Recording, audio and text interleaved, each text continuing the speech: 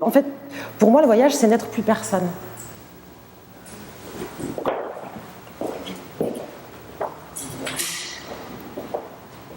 Moins j'ai de repères, en fait.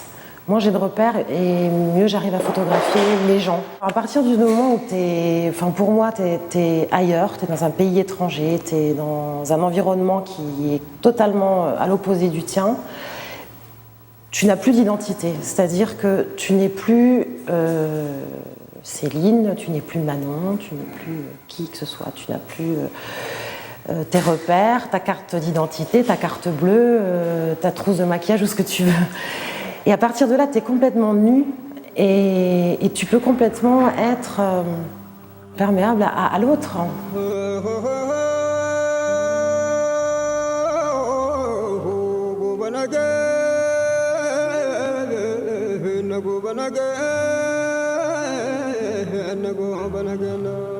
J'avais ces photos depuis... elles ont été exposées l'année précédente, l'année dernière, au Festival de Pierre-Vert et puis au Festival Présence Photographie à Montélimar. Et elles n'avaient jamais été exposées à Marseille. Donc ça me tenait à cœur justement de les rapatrier ici. Et voilà, donc je suis ravie de pouvoir les exposer ici.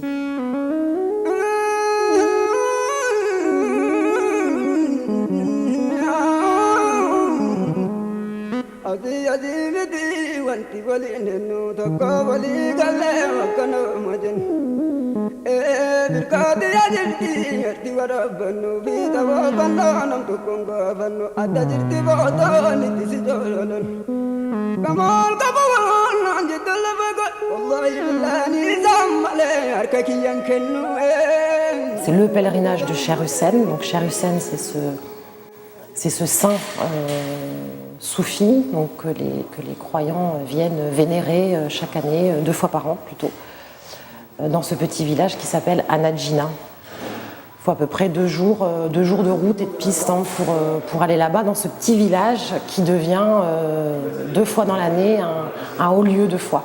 C'est le plus gros pèlerinage musulman de toute la Corne d'Afrique et à la fois un rassemblement très syncrétique. Mais tous ces pèlerins viennent, donc, soit d'Éthiopie ou d'autres pays voisins, ils viennent d'autres tribus. Donc il y a vraiment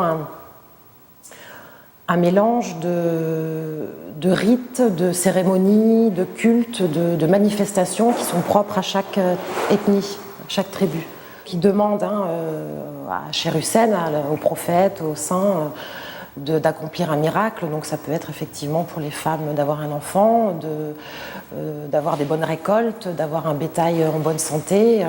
Et la terre, certains ont des sacs en plastique, ils vont la prendre, la mettre dans des sacs, ils vont se badigeonner le corps, le visage, c'est une protection, pour recevoir la protection de Cher-Hussein. C'est des villageois, des paysans, des ermites qui sont totalement démunis, qui n'ont pas l'argent, qui ne sont pas assez riches pour aller faire le pèlerinage à la Mecque.